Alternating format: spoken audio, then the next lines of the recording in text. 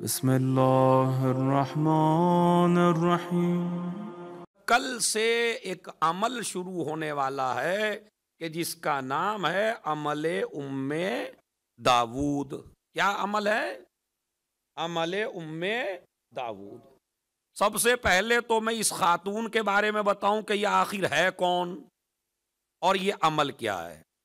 इसकी अमल की स्टार्टिंग होती है कल से, यानी आप एक रोजा 13 रजब को रखें, एक रोजा 14 रजब को रखें और एक रोजा 15 रजब को रखें। तो पहला रोजा 13 रजब, दूसरा 14, तीसरा 15।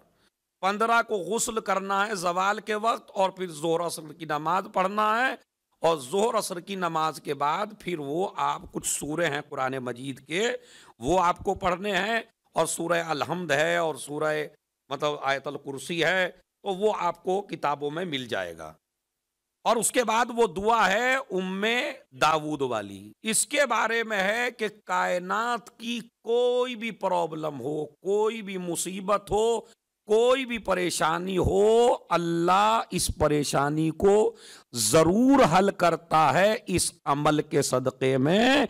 इसके लिए कि ये उन दिनों में अमल हो रहा है कि जिसमें मुश्किल कुशा काबे में है। तो अमीरुल मोमिनीन काबे में है और ये अमल आप कर रहे हैं 13 रजब से। अब इस अमल की अहमियत मैं बताऊं क्या है वो सुनिए। पहले तो ये जो उम्मे दाऊद है, कहते हैं माँ को, दाऊद यानी दाऊद की माँ, कहते हैं अरबी में माँ को। इस बीबी का नाम या तो हबीबा था या फातिमा था, दो नाम है इसके। या हबीबा, ये हिस्ट्री हो सकता है ना सुनी हो अभी तक इतनी तफसील से, हबीबा या फातिमा इस खातून का नाम। और ये हसन मुसन्ना की ज़ौजा हैं, समझ रहे आप? ये बीबी हसन मुसन्ना की ज़ौजा है। और ये जो दाऊद है ये हसन मुसन्ना का बेटा है। और इसका किस्सा यह है कि मंसूर दवानकी ने हसन मुसन्ना के बेटे दाऊद को अहले बैत की मोहब्बत और अहले बैत के खून और अहले बैत की विलायत की वजह से उसे कैद खाने में डाल दिया। और काफी दिन हो गए इस जवान को कैद खाने में गिरफ्तार हुए हुए। माँ जो है ये हबीबा या फातिमा उम्मे दाऊद, ये मुर्ज़िया भी है। मुर्ज़िया यानी दूध पिलाने वाली है इमाम जाफर सादिक अलैहिस्सलाम को। हमारा इतनी अच्छी हिस्ट्री में पढ़ रहा हूं तो सलावात बाबा से बलत पढ़िए भाई।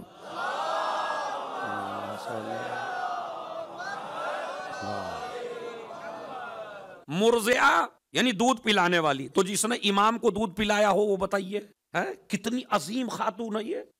हसन मुसन्ना की बीवी है, दाऊद की माँ है, बड़ी अजीम औरत है ये। तो अब इसके बेटे को कैद कर लिया गया और काफी दिन हो गए कैद में है। बेटा असहाब में है, छठे इमाम के और पांचवें इमाम के, और बड़ा पढ़ा लिखा, बड़ा फकीह, बड़ा आलिम है, मगर उसको कैद में डाल लिया गया है।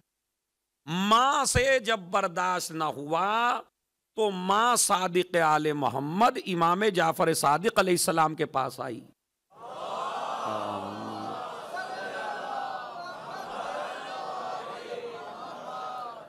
और उन्होंने आके दरखास्त की इमाम से, मौला मेरा बेटा काफी अरसे से कैद में है और अब मुझसे सब्र नहीं होता। छठे इमाम ने फरमाया एक अमल कर लो। का क्या? का अमल यह है कि 13 रजब को रोजा रखो, 14 रजब को रोजा रखो, 15 रजब को रोजा रखो और 15 रजब के बाद गुस्ल करो यानी जवाल के वक्त, फिर जोहर असर की नमाज अच्छे अंदाज में पढ़ो और उसके बाद सूरह हमद 100 मरतबा, और फिर वो सूरे बताए इमाम ने और फिर वो दुआ बताई। और इस अमल की बरकत से तुम्हारा बेटा बहुत जल्दी रिहा हो जाएगा। अब जो दुआ तालीम फरमाई इमाम ने वो दुआए सहर जैसी है, इसी तरह के अल्फाज हैं जैसे दुआए सहर के, लेकिन आज उसे छठे इमाम की दुआ नहीं कहते, आज उसे कहते हैं दुआए उम्मे दाऊद। ये आले मोहम्मद के देने का अंदाज ही अलग होता है कि जिसे चीज दे देते हैं उसी से मंसूब कर देते हैं। दुआए कुमैल सही है, दुआए मशलूल तो हैं इमामत की दुआएं, लेकिन मंसूब कर दी उसे जिसको दी गई है। अब यहां से जरा महफिल का अंदाज जरा सुनिए आप। अब उसने कहा ठीक है मैं अमल करूंगी। अमल किया उसने। अमल करने के बाद अब उसने ख्वाब देखा 15 रजब को, और ख्वाब देखती है कि जैसा मेरा बेटा रिहा होके आ रहा है। अभी ख्वाब से बेदार हुई थी कि कुछ ही दकाइक में बेटा घोड़े पे बैठ के और आ गया। अब मां ने बेटे से पूछा, बेटा ये तो बताओ कि वो जालिम जो काफी अरसे से तुम्हें नहीं छोड़ रहा था, उसने तुमको छोड़ा कैसे?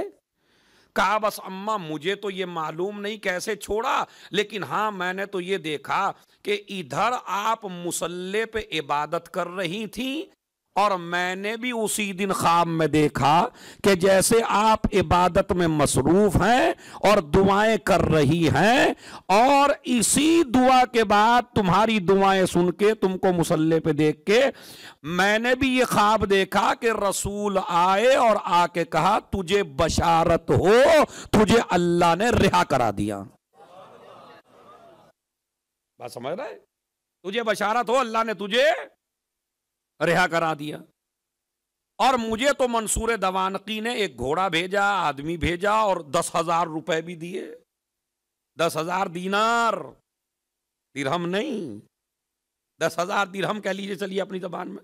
10,000 दिरहम दिए और मैं यहां लेके आ गया। अब ये शुक्रिया अदा करने के लिए छठे इमाम के पास पहुंची और कहने लगी मौला आपने जो अमल बताया था वो तो इतना फुल पावर था कि जैसे ही आपने बताया और मैंने किया, मेरा बेटा तो घर पे आ गया। मौला आया कैसे? बस ये 13 रजब की रात और तुमको तोहफा। मैंने भी मिंबर से पहली दफा पढ़ रहा हूं, ये जुमले नहीं पढ़े थे, इतनी हिस्ट्री पढ़ी थी किताबों में। आज जो मैं 3 किताबों में देख के आया हूं कि छठे इमाम के पास आई और आके कहा कि मेरा बेटा रिहा हो गया। मौला ये हुआ कैसे? तो कहा उम्मे दाऊद बताऊं कैसे हुआ। इधर तो तू अमल से फारिग हुई, इधर मंसूर दवानकी ने मौला अली को ख्वाब में देखा कि मौला अली तलवार लिए हुए हैं और कह रहे हैं अगर तुमने हमारे बेटे दाऊद को ना छोड़ा तो तुझे अभी जहन्नम में डाल दूंगा।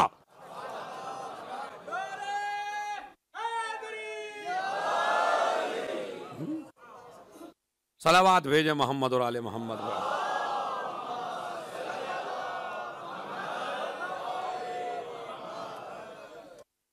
और कहते हैं उसने जहन्नम को, आग को अपने कदमों के नीचे देखा भी कि अगर मैंने इसको रिहा ना किया तो अली मुझे सीधा डाल देंगे। ये सबब बना इस अमल का जिसे अमल उम्मे दाऊद कहते हैं। तो ये उसकी हिस्ट्री है, बाकी अमाल आप उसमें किताबों में देख सकते हैं। जो करना चाहे वो कल से इसकी स्टार्टिंग कर सकता है। सलावात पढ़े मोहम्मद और आले मोहम्मद।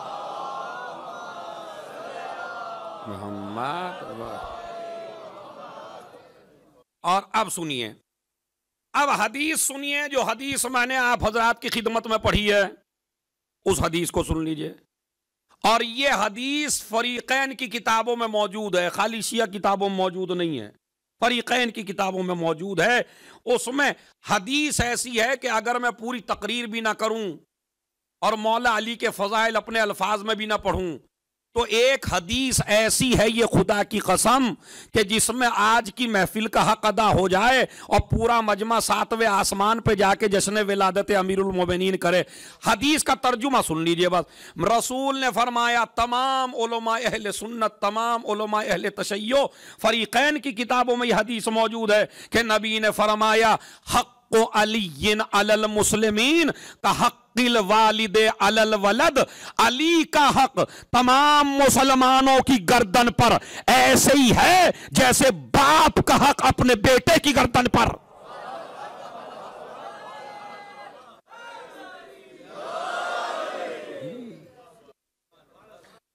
अब इससे ज्यादा क्या फजाइल चाहते हैं आप? मुसलमानों पर अली का हक इसी तरह वाजिब है कि जैसे बाप का हक वाजिब है किस पर? औलाद पर। अब सारे मसले खुद ब खुद क्लियर हो जाएंगे। अगर कोई आदमी ये कहे मेरा मेरे बाप से कोई राबता नहीं है, समझ रहे, या ये कहे ये मेरा बाप ही नहीं है, तो आप उसे इज्जत की नजर से देखेंगे? इसलिए कि दुनिया में आने के लिए बाप का होना जरूरी है। बगैर बाप के दुनिया में कोई इंसान नहीं आता। तो अगर बाप से रिश्ता तोड़ लिया तो आंख कहलाओगे। आंख की ना नमाज है, ना रोजा है, ना हज है, ना जियारत है, ना दुनिया में जितनी भी इबादत है, अगर बाप बेटे को आंख कर दे तो कोई इबादत काबिल कबूल नहीं होती। अब सुनिए कितने फजाइल हैं। अली का हक तमाम मुसलमानों की गर्दन पे ऐसे ही है जैसे बाप का बच्चों के ऊपर। बाप आंख कर दे तो कोई इबादत कबूल नहीं होती। अगर किसी को अली छोड़ दे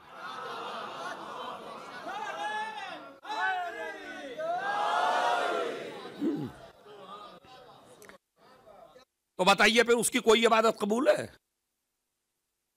या कोई आदमी बाप की आंखों में आंखें डाल के कहे कि मुझे आपने दिया ही क्या है?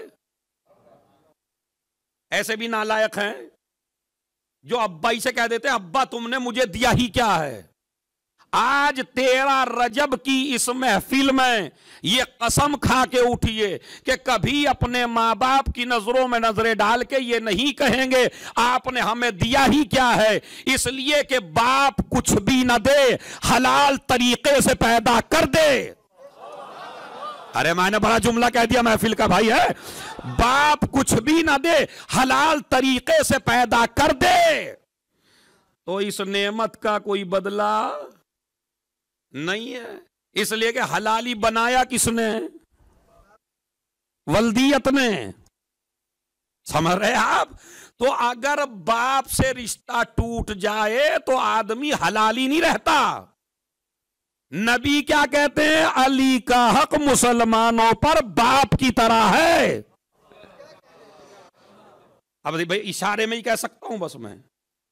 हाँ, तो बाप नमाज कबूल करवानी है तो बाप से राब्ता रखो, इबादतें कबूल करानी है तो बाप को खुश करो। जितना जितना बाप को खुश करते चले जाओगे इबादतें कबूल होती चली जाएंगी।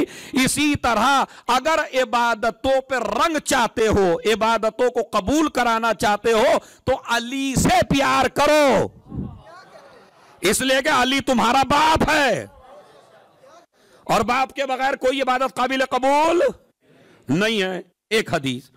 अब ये बाप जो है अली इब्न अबी तालिब, ये आया कहां है? तो अब इसके लिए भी हमारे मुसलमान भाइयों की किताबों में मौजूद है कि काबे के अंदर आए। लम यूलद मौलूदुन क़ब्लहु वला बादहु फी जौफिल काबा। ना इनसे पहले कोई पैदा हुआ ना इनके बाद कोई पैदा हुआ। सिर्फ अली इब्न अबी तालिब आए काबे में। हद यह है कि जो कायनात का सबसे बड़ा रसूल था वो भी अबू तालिब के घर आया, अल्लाह के घर नहीं आया। ये तो शरफ है भाई। अली के अलावा जौफे काबा में यानी काबे के सेंटर में कोई पैदा ही नहीं हुआ है। अच्छा, अब उससे सुन लीजिए, आप वो भी सुन लीजिए भाई। ये पहली विलादत तो है नहीं, ये शहजादी फातिमा बिनते असद के पहली विलादत। सबसे पहले मतलब तालिब पैदा हुए, जिसकी वजह से अबू तालिब कहते हैं।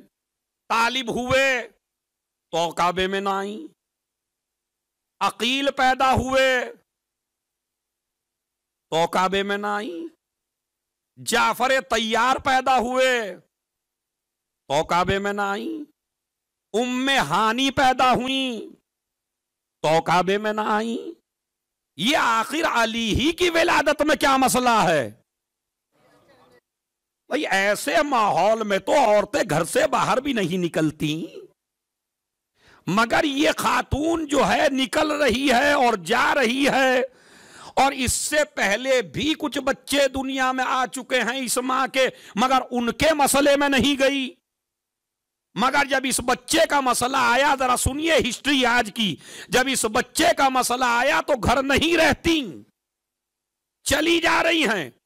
ऐसे में सबसे बड़ी जिम्मेदारी होती है शौहर की, कि वो शौहर अपनी बीवी का ख्याल रखे और ये देखे कहां जा रही है कहां नहीं जा रही है।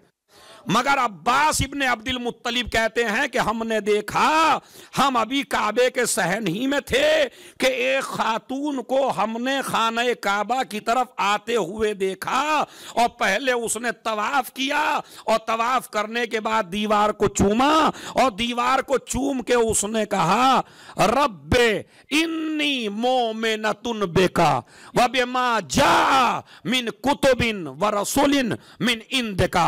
ये मेरे परवरदिगार, मैं तुझ पे ईमान रखती हूं, तेरी सारी किताबों पे ईमान रखती हूं, तेरे सारे रसूलों पे ईमान रखती हूं, और ए मेरे परवरदिगार इन्नी मुसद्दिक़तुन बेकलाम जद्दी इब्राहिम अल खलील, और मैं अपने दादा इब्राहिम के कलाम की तस्दीक करती हूं, अन्नहु बना अल बैतल अतीक, कि तेरा घर उसी ने तैयार किया है।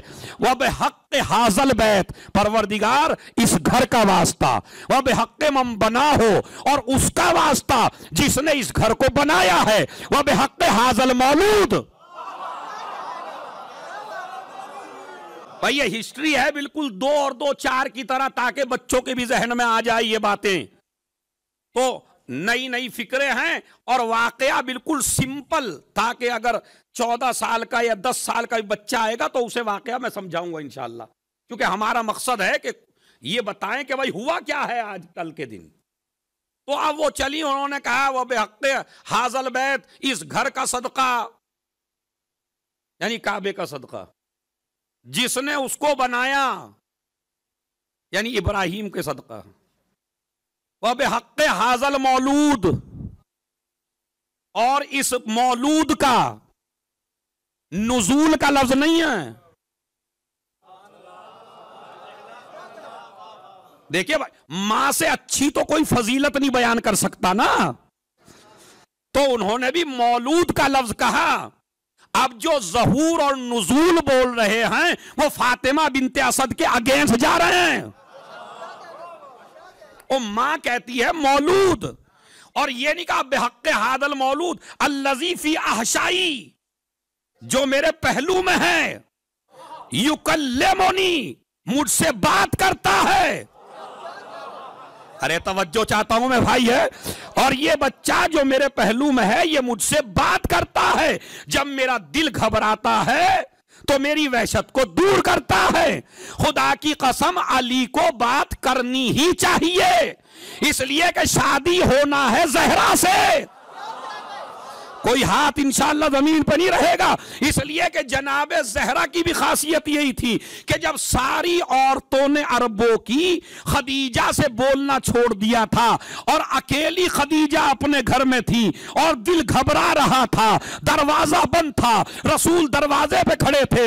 एक मर्तबा खदीजा किसी से बातचीत कर रही है, आवाज दी रसूल ने, खदीजा किससे बातें कर रही हो? कहा या रसूल अल्लाह, ये जो मेरे बतने मुबारक में है जब भी मुझे अकेला देखता है मुझसे कलाम करता है। तो इसका मतलब यह है, बीवी का कमाल भी यह है कि मां के पेट में बात करती है, तो शौहर भी ऐसा ही हो।